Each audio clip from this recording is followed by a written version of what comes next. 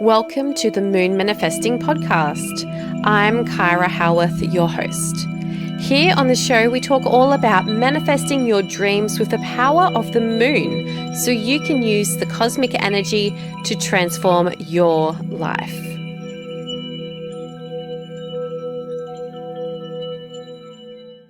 Welcome back to the Moon Manifesting Podcast. It's Kyra Howearth, and it's so great to have you back here. Happy New Year. We are diving straight into a bit of 2025 forecasting and aligned goal setting in this episode. So, you've probably seen a bit about like New Year's resolutions that are out, and there is a better way to set your goals for the year ahead. And in today's episode, I'm going to share with you exactly how I set my most aligned goals for my year ahead using astrology and tarot so that I'm working with the energies of the universe, of the cosmos, rather than working against those energies and making life a bit harder for myself.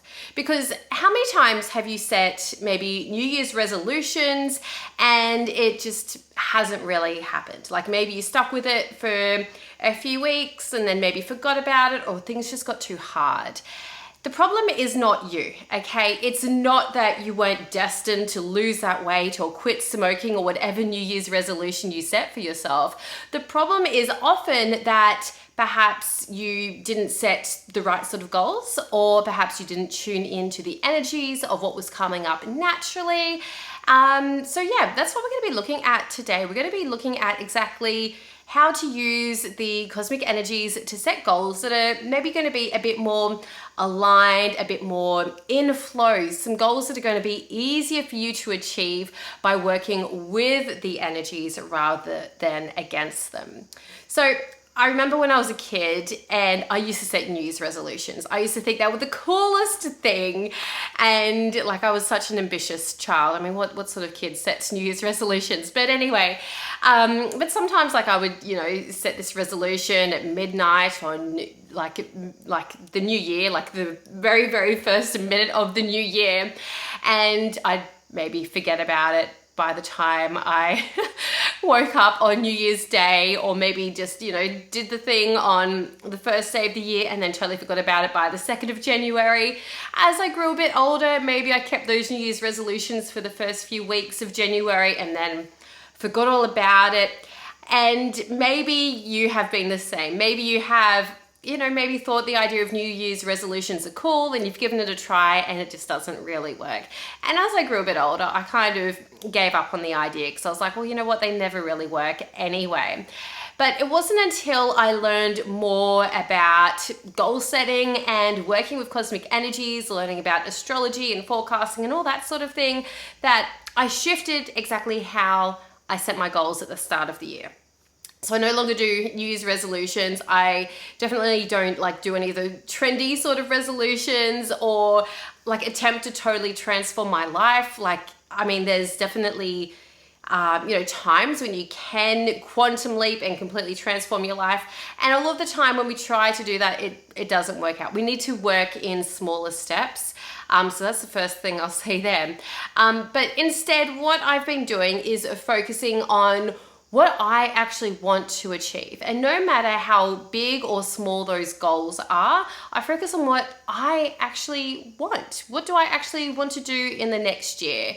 And really feeling into those goals rather than being influenced by external factors or thinking like this is what I should be doing. Instead, just focusing on what I want. And by using astrology and tarot, this has also helped me to further dive into the things that I actually want to manifest, and also know that there is a time and place for everything, and that some years are going to be really good for manifesting a new house, and other years might be better for manifesting creative projects, whereas other years might be better to work on your health and fitness goals.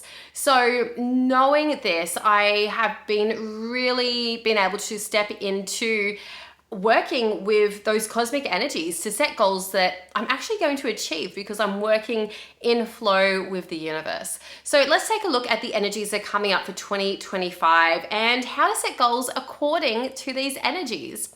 So let's have a look at astrology to start off with. So there is quite a bit of exciting movements happening in the stars in 2025.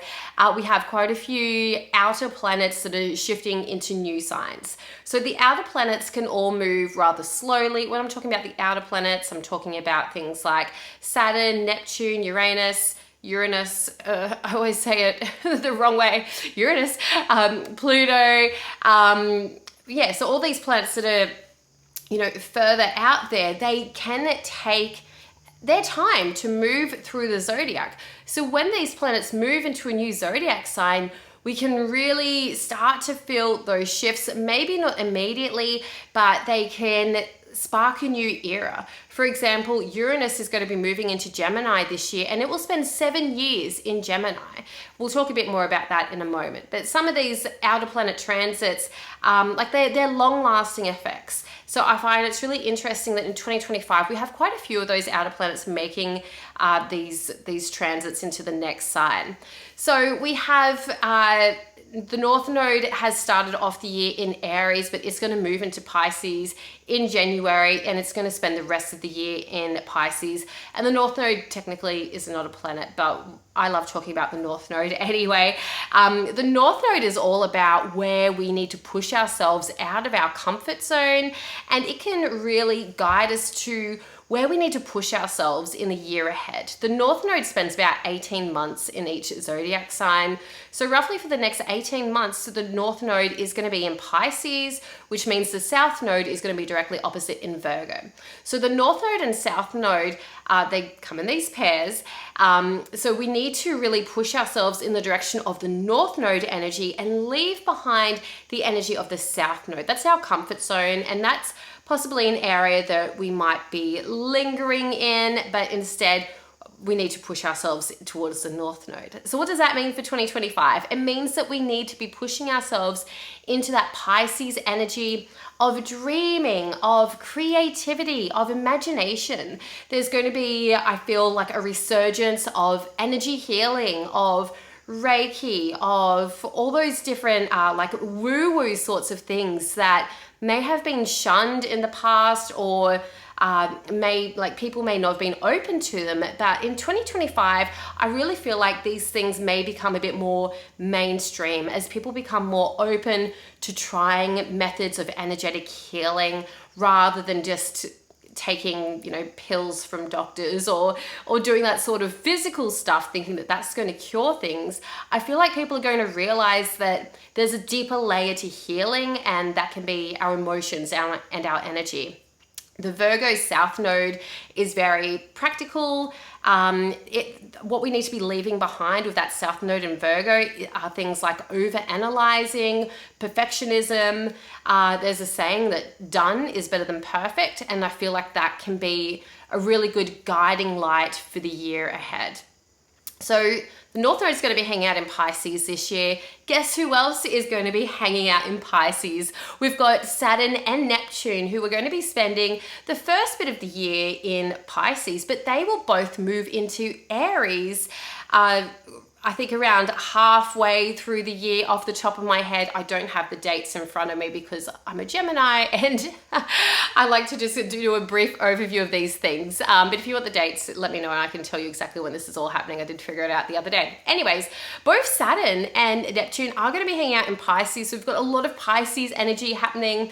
There will be a time when the North Node, Saturn and Neptune are all going to be quite close. There's going to be this like triple conjunction technically, which is really going to highlight that Piscean, creative, sensitive energy that we are all going to be feeling. Whether or not you're a Pisces, we're all going to be feeling this Pisces energy quite strongly, particularly in the first half of the year. Then as Saturn and Neptune transit into Aries, there's going to be this shift, and this may, again, depending on how this shows up in your natal chart, depending on what placements you may have, you may not feel this immediately, but the Aries energy can be more focused on like initiative, taking action, being courageous and brave. It can be about new beginnings. So I feel like after we kind of step out of that creative, almost introspective energy of Pisces, we're going to be ready to resurface and to really take steps ahead towards our dreams. Saturn is all about hard work and Neptune is about our dream visions for the future. So with both of those planets moving into Aries, we're really going to feel a bit more self-disciplined to do the hard work that's going to bring those dreams that we have into our reality. So this is a really super exciting time, but we need to go through that Pisces energy first. That does allow us to dream. It does allow us to imagine, to visualize, to really feel into what it is that we want to call in, so that later in the year with that Aries energy, we can actually go for it. We can hit the ground running and bring those dreams into reality. So it is a really super exciting time, especially if you are someone who is quite creative, or maybe you have a creative project coming up this year. Maybe also if you're a healer of some sort, whether you're maybe a naturopath, maybe you're a Reiki healer, maybe you're a massage therapist, or anything else where you give healing to others, particularly if there's some sort of energetic component to the healing that you do. I feel like your services are going to be in demand this year. People are going to be looking for people like you. So this is a really good time to immerse yourself into that world of energy healing. And if you're not already a healer, this might be a really good year for you to actually look into these healing practices yourself. Maybe you need to seek out these energy healing methods to utilize for yourself. Or maybe you'll even feel called to do some study. Maybe you want to get your Reiki attunement, or maybe you want to learn more about yoga, become a yoga teacher, or something like that, where you're able to explore those energy ways of healing, or the ways of energy healing. So that's what's happening there with like this Pisces and Aries energy.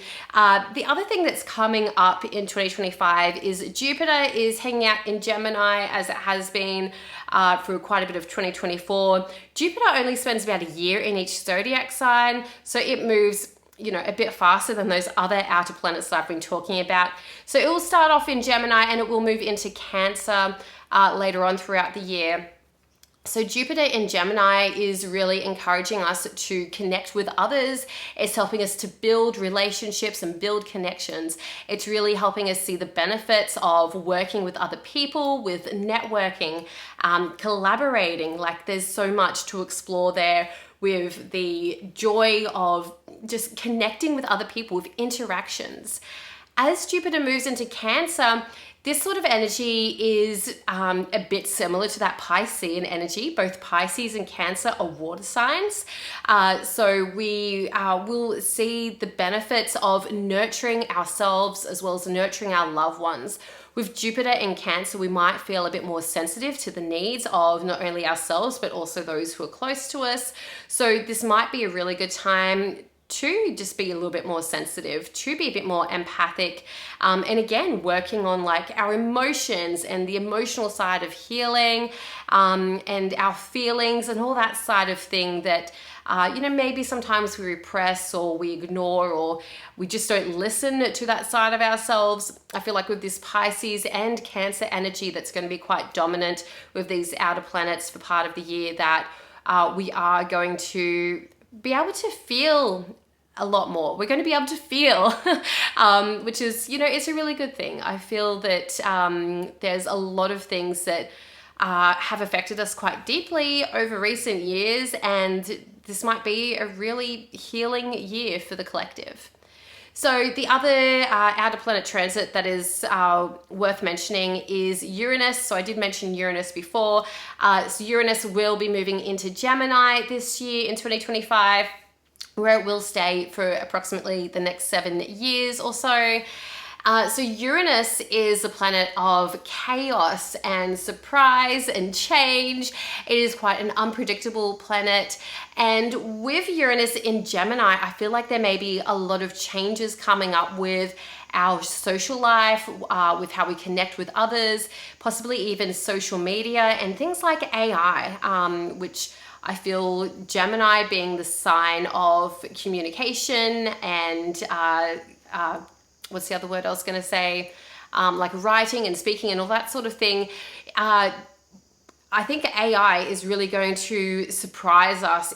I think it's going to rise quite unpredictably, or there's something that's going to happen. It's unpredictable, right? I'm not going to attempt to predict what's going to happen. But Uranus and Gemini, I feel like, is really just going to make these changes. Something that I'm really feeling into with Uranus moving into Gemini is that we're going to be craving more in-person interaction. Uranus and Taurus, I feel, has been a bit more introverted. It's, helped us to feel more comfortable with like working from home and being in our own space and, making our homes into our sanctuaries and making them really comfortable and like all those things that comfort loving Taurus loves.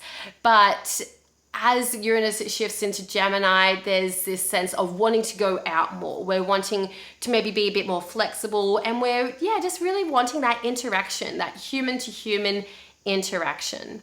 So you might like to have a look at where these planets are transiting on your natal chart to see how these will actually affect you. Particularly Jupiter is where I would recommend looking at. If you only look at one planet, look at where Jupiter is transiting on your chart. You'll want to find Gemini and Cancer on your chart. Find what houses Jupiter is transiting through in Gemini and Cancer, and that will tell you quite a lot about the area or areas of your life that are going to grow, that are going to feel joyful in the year ahead, because Jupiter rules growth, it rules abundance and joy and luck and all these positive things. So that is a really good area to set goals for. So often when I set goals for the year ahead, I will really look at Jupiter and see what house is Jupiter spending most of its time in for the year ahead on my chart. And that is where I'll probably set my big goal for the year ahead. So that's like my probably number one tip for helping you to set aligned goals for the year ahead using astrology. If you do want to know more, make sure you check out the show notes. I have a downloadable workbook for you today that you can print off or you can use digitally to find the exact degrees that these outer planets or some of these outer planets are moving through, and how to use this information to understand what's coming up for you for the year ahead, so you can know exactly how to set goals in alignment with this astrological energy. Okay, so that's astrology. That's my advice there for looking at what's coming up for the year ahead, using a bit of astrology, a bit of a forecast there. So whether you want to set goals according to the collective energy that's coming up, maybe there was something there that sparked something within your mind, like go for it, set a goal like that. If you want more interaction with humans, like make that a goal. Or, if there's something else that came up, set that goal. That is absolutely perfect. So next I want to talk about tarot and how you can use tarot to set aligned goals for the year ahead. So a really cool activity that I love to do with tarot every year is figure out which tarot card is the card for the year. So this is where we get to play with a bit of numerology, which is a bit of fun. So what you do is you take the year, so it's 2025, which is 2025. So you add up all of those digits. So you add up 2 plus 0 plus 2 plus 5, and you probably don't need a calculator for this, that equals 9. So then you look at the major arcana cards in the tarot and you figure out which card is number 9, and that is the Hermit. So the Hermit is the card for 2025, for 2025. So we can look at the Hermit as our collective card, which means for the year ahead, it might be a bit more of an introspective year where we may be feeling called to withdraw, to retreat, to spend more time alone. And if you think about the things I've just been talking about with the astrology for the year ahead, like we've got all this Pisces energy that I've been talking about. Pisces rules the 12th house. It's the last of the zodiac signs. And that 12th house energy is all about those same energies of the Hermit, of that introspection, of that retreating, that withdrawal, the alone time. So I feel like that alone, like there's this real clear link already with these energies that are coming up for 2025. The interesting thing when we look at the astrology of tarot is that the Hermit is ruled by Virgo. Now, I have already mentioned Virgo in this episode already. Virgo is where the South Node is this year. And of course, Virgo is opposite the North Node, which is in Pisces.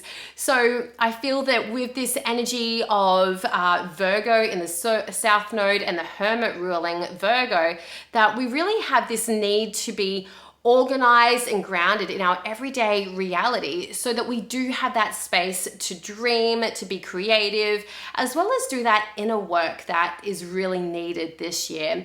Like, we can't just, ignore our basic needs. Like, we still need to eat, we still need to sleep, we still need to go to work and make money.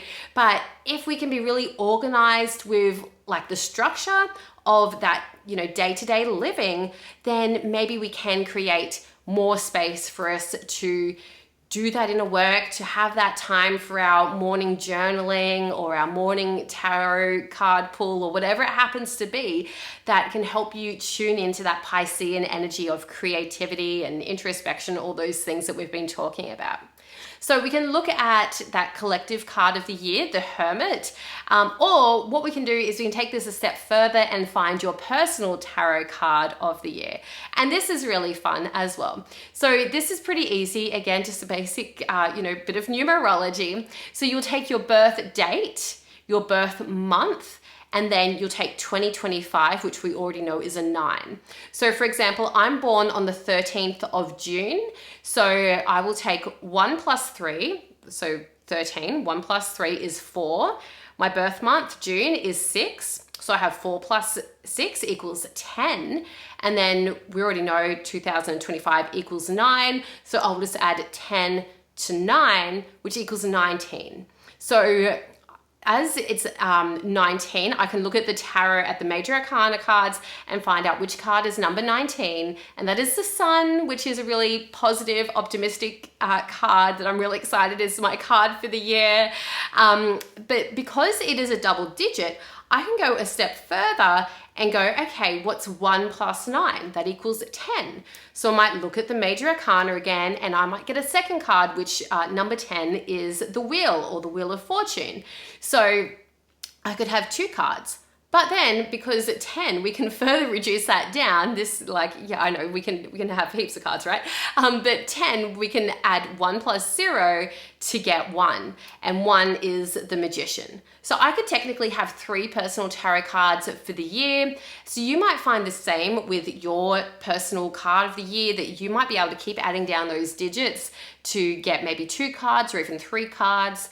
But that's totally up to you. For me, I'm quite happy with just my 1 card being the Sun, and that's probably as far as I'll go with that particular ritual for myself. But there's not really a wrong way to do this. So if you feel called to have those multiple cards for your year ahead, go for it. That is really super cool.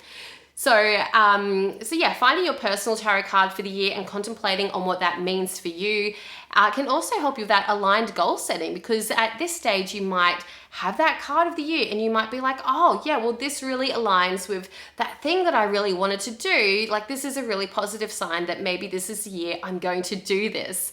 So you can definitely use that card to help you, like, maybe have that confirmation for the goals that you want to set, or it might inspire you with something that you do want to set for yourself for the year ahead. So tarot, we've looked a bit about tarot and how to use that for our aligned goal setting. We've looked at astrology and also how to use that for some aligned goal setting. So other ways that you can set aligned goals for yourself, you can feel into what you want to achieve. And I already spoke quite a lot about this lots of Piscean energy that's coming up this year, about us feeling more, maybe starting off the year by feeling into what you want to achieve. Like, maybe even do a meditation. You could find guided meditations on Insight Timer or anywhere else that you find meditations, or even just do one yourself and just allow yourself to feel into what comes up for you. You can also consider the 12 houses of astrology. So I like to think of the 12 houses in astrology are these 12 different areas of our life. So you'll actually find in the downloads that workbook I mentioned earlier, that also has my little worksheet there for the 12 houses of astrology, so you can set your goals in those 12 different areas of your life. And you may not really have goals in all 12 areas. That's totally fine. When I did this exercise myself, I think I maybe only set goals in about 8 of those areas. But you may not even do that. You may only have 3. Like, there's no right or wrong way. Like, just, take what resonates, leave what doesn't. But I find when we use those 12 houses of astrology, it helps us to set goals in all sorts of different areas of our life that can help us live a more balanced and well-rounded life.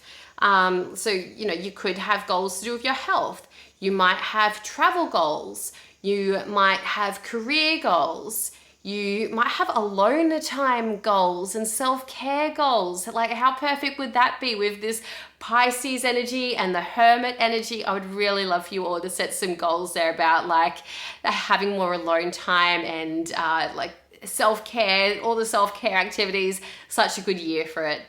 So check out that workbook in the download section in the notes underneath the episode, because that's really going to help you set those aligned goals for the year ahead.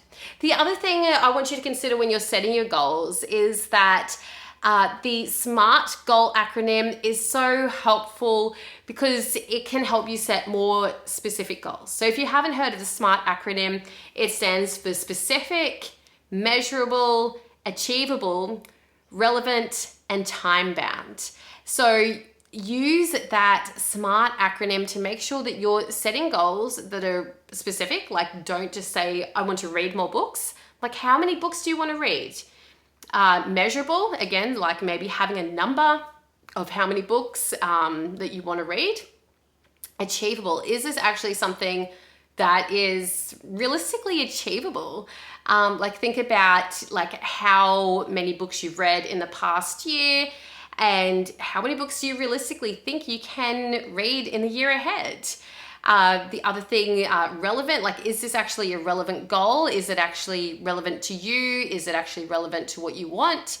Because if it's not relevant, then you probably just will lose steam. You won't achieve it. And time bound, like, when do you want to achieve this goal by? Maybe you want to achieve it by the 31st of December 2025, but up to you. So whenever you're setting goals, think about that SMART acronym and use that. You don't have to use all 5 of those different things, but like, use as many as you can. It is a really helpful tool. So those are my ways to help you feel clearer on what you want to manifest for the year ahead.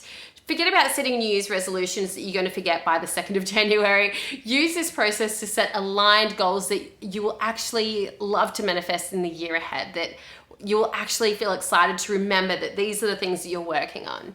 So if you're looking for something to keep you on track this year to manifest your big and small goals for 2025, make sure you check out the 2025 Moon Manifesting Planner. You'll find the link for the planner in the show notes below. This is my absolute favorite planner. I have used planners for as long as I can remember, and after a while I got sick of using planners that didn't have all the things that I wanted in them. So I made my own. So the 2025 planner is my 5th planner that I have created. I make these every year since 2021, and not only does it have your normal like week to view spread, but it also has space for year ahead goal setting. It has space for setting your monthly goals, your weekly goals, and it has like all this astrological information to help you set aligned goals so that you can understand the energies that are coming up every single day, as well as space to record your daily tarot card pull, your menstrual cycle tracking, the moon phase, the moon sign, all of these amazing things that will help you stay aligned and on track with your goals for 2025. Make sure you check out the planner. The link is in the show notes, or you can find that on my website at kyrahowearth.com.